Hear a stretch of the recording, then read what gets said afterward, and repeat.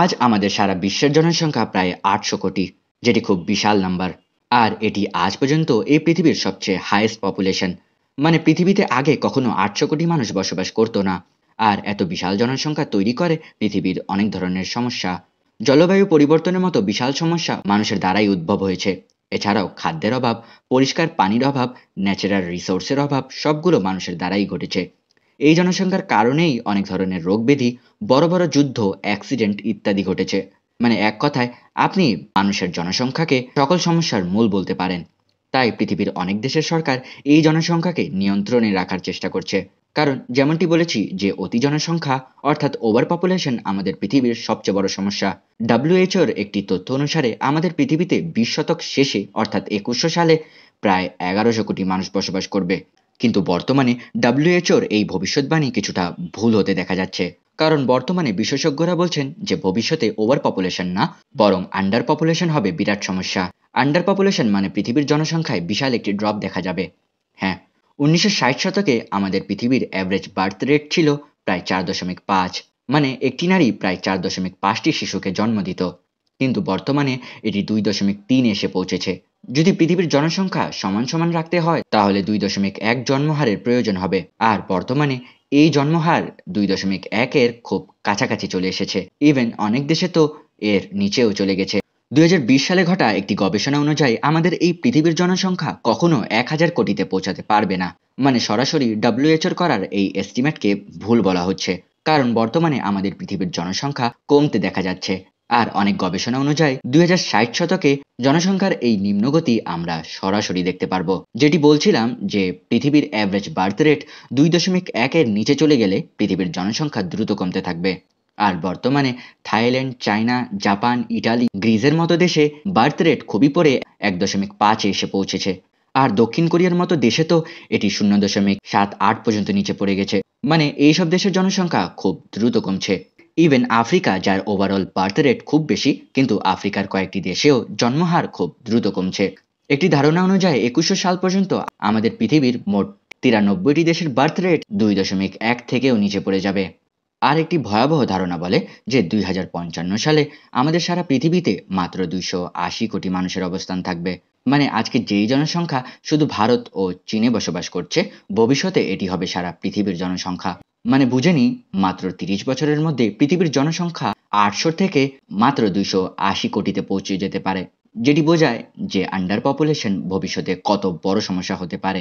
Under পপুলেশনের এই সমস্যা পুরো পৃথিবী পরে ফেস করবে, তার আগে বর্তমানেই অনেক দেশ এই সমস্যাকে ফেস করছে। তাদের মধ্যে তাইওয়ান একটি।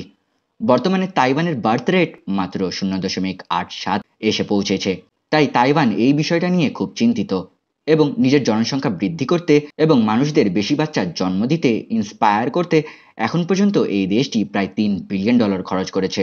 তার সাথে ইউরোপের ইটালিও জনসংখ্যা হ্রাসের শিকার হচ্ছে এবং সেখানে একটি শিশু জন্মের পরিবর্তে মোট 12 জন মানুষের মৃত্যু হচ্ছে। মানে 12 গুণ স্পিডে সেখানে জনসংখ্যা হ্রাস পাচ্ছে। তার সাথে চায়না, যেটি একসময় ওয়ান চাইল্ড পলিসি খুব জোরালোভাবে প্রয়োগ করেছিল, সেটিও বর্তমানে জনসংখ্যার হ্রাসের মুখোমুখি করছে। ওয়ান চাইল্ড পলিসির কারণে চায়নার জনসংখ্যায় র্যাপিড ড্রপ দেখা গেছে এবং এটি বিশ্বের সর্বোচ্চ জনসংখ্যার প্রথম থেকে দ্বিতীয় অবস্থানে এসেছে। কিন্তু কিছুদিন পরেই চায়না বুঝতে পারে যে এই জিনিসটা করে তারা কত বড় ভুল করেছে। তাই এখন চায়না নিজের দেশের জনগণকে জন্মহার বৃদ্ধি করতে রিকোয়েস্ট করছে। রাশিয়ার মতো এত বড় ও শক্তিশালী দেশও জনসংখ্যা হ্রাসের মুখোমুখি করছে এবং এখন রাশিয়ার সরকার জনসংখ্যা বৃদ্ধির জন্য তার জনগণকে পুরস্কার দিতে শুরু করেছে। এবং যদি এখানে কারোর 2টি বাচ্চা হয় তাহলে রাশিয়া সরকারের দ্বারা তাদের প্রায় $7,000 দেওয়া হবে। এছাড়াও ইউরোপের দেশ হাঙ্গরি এই জিনিসটাকে আরো জোরালোভাবে করছে। হাঙ্গরি নতুন বিবাহিত জোড়াদের প্রায় $30,000 পর্যন্ত লোন দেওয়ার কথা জানিয়েছে এবং যদি তাদের 2টির অধিক মোট 3টি বাচ্চা হয় তাহলে সেই লোনটি তাদের মাফ করে দেওয়া হবে। আর দক্ষিণ কোরিয়ার বেবি বোনাসের কথা তো আপনাদের পূর্বেই বলেছি যে এখানে যদি কারোর বাচ্চা হয় তাহলে তাকে সে যে কোম্পানিতে চাকরি করছে সেই কোম্পানি দ্বারা বেবি বোনাস দেওয়া হবে। মানে মাসিক বেতনের অতিরিক্ত টাকা দেওয়া হবে পুরস্কার হিসাবে। যুক্তরাষ্ট্রের অনেক রাজ্যে চাইল্ড অ্যাবর্শনকে ব্যান করে দেওয়া হয়েছে। আর এই সকল ঘটনা দ্বারা বোঝা যায় যে আজ জনসংখ্যার হ্রাস দ্বারা এই সব দেশ কত চিন্তিত। এবং কত বড় বড় পদক্ষেপ নিচ্ছে, কিন্তু দুঃখের বিষয় যে তাদের এই পদক্ষেপ দ্বারা এখনো বড় কোনো লাভ হচ্ছে না, কারণ মানুষের মেন্টালিটি এখন পরিবর্তন হয়ে গেছে। এটি একটি 2050 সালের জনসংখ্যার ধারণা, যেখানে পৃথিবীর শীর্ষ 10টি দেশের জনসংখ্যা নির্দেশ করা হয়েছে, যেখানে আমরা দেখতে পাচ্ছি যে এখানে সবচেয়ে উপরে ভারতের অবস্থান রয়েছে, যার জনসংখ্যা সেই সময় 167 কোটি থাকবে বা থাকতে পারে।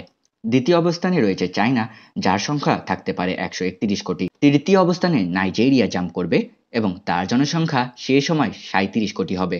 আর এই লিস্টের সবচেয়ে নিচে দশম অবস্থানে আমরা আমাদের বাংলাদেশকে দেখতে পাচ্ছি, যার জনসংখ্যা সেই সময় 20 কোটি হবে, যেটি বোঝায় যে বাকি দেশের সমস্যা হলেও আন্ডার পপুলেশন বাংলাদেশের বড় কোনো সমস্যা না। এখন আসি যে আন্ডার পপুলেশন কেন এত বড় সমস্যা। পৃথিবীতে যদি কম মানুষ থাকে তাহলে ভালোই তো, কারণ মানুষই তো সকল সমস্যার মূল, কিন্তু এমনটি না। অনেক গবেষকের মতে আন্ডার পপুলেশন ওভার পপুলেশন থেকেও বেশি বড় সমস্যা, কারণ এখানে যদি কম মানুষ থাকে তখন আমাদের পৃথিবীর সকল আইটেমের দাম বৃদ্ধি পেয়ে যাবে, কারণ অবশ্যই কাজ করার মতো এত মানুষ পাওয়া যাবে না এবং সেই সময় অনেক জিনিসের শর্টেজ দেখা যাবে। তার সাথে এটি সরাসরি আমাদের পৃথিবীর প্রবৃত্তিকেও এফেক্ট করবে। পৃথিবীতে কম জনসংখ্যা থাকলে এখানকার উন্নয়নমূলক কাজেও বাধা আসবে। ইভেন জাপান বর্তমানে এটি ফেস করছে। জাপান, যেটি একসময় খুব দ্রুত উন্নত হচ্ছিল, অনেক সেক্টরে কাজ করছিল, কিন্তু বর্তমানে এর প্রায় সকল নাগরিক শিক্ষিত হয়ে গেছে এবং বর্তমানে সেখানে নিম্ন পেশায় কেউ কাজ করতেই চায় না। তাই জাপান বর্তমানে লেবার শর্টেজে ভুগছে, তাই তাকে বাইরের দেশ থেকে লেবার ইম্পোর্ট করতে হচ্ছে। হ্যাঁ, যদি আর্টিফিশিয়াল ইন্টেলিজেন্স অর্থাৎ এআইকে এত ইমপ্রুভ করে ফেলে যে এটি লেবারের কাজ করতে পারে, তাহলে এই সমস্যা কিছুটা দূর হতে পারে, কিন্তু তাও এর সম্ভাবনা খুবই কম। কিন্তু এখন মূল প্রশ্ন যে পৃথিবীর জনসংখ্যা কেন কমছে, এই প্রশ্নের সবচেয়ে প্রধান উত্তর হায়ার এডুকেশন। আমাদের পৃথিবীতে বর্তমানে প্রায় সকল দেশের নাগরিকই শিক্ষিত হয়ে গেছে। তারা ওভার পপুলেশনের মতো সমস্যাকে আইডেন্টিফাই করতে পেরেছে। তাছাড়া একটি বড় পরিবারকে ম্যানেজ করা খুব কঠিন, সেই জায়গায় একটি ক্ষুদ্র পরিবারকে ম্যানেজ করা কিছুটা সহজ। তাই আজকের ইয়াং জেনারেশন অতিরিক্ত বাচ্চা জন্ম দেওয়াকে পছন্দ করে না।